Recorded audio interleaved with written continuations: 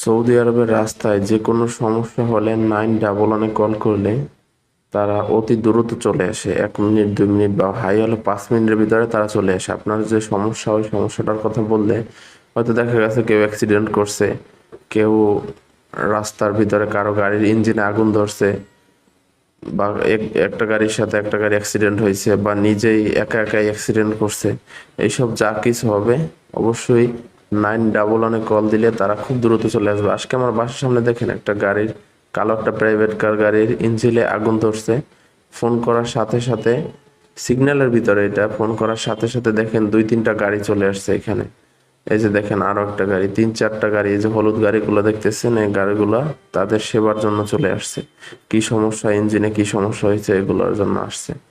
আসলে দেখেন বাহিরের দেশের জনগণের জন্য যে মানে কি একটা সুযোগ সুবিধা আছে, এটা কিন্তু বাহিরের দেশেই দেখা যায়, আমাদের বাংলাদেশে তেমন ভাবে দেখা যায় না।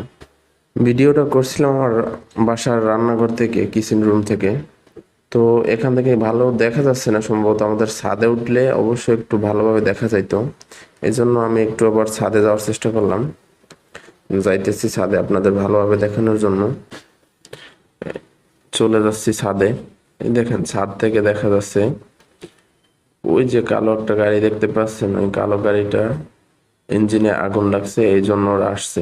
এই যে দেখেন বড় হলুদ গাড়িটা, এইটা আপনার ফানি আছে ফায়ার সার্ভিসের। ধন্যবাদ।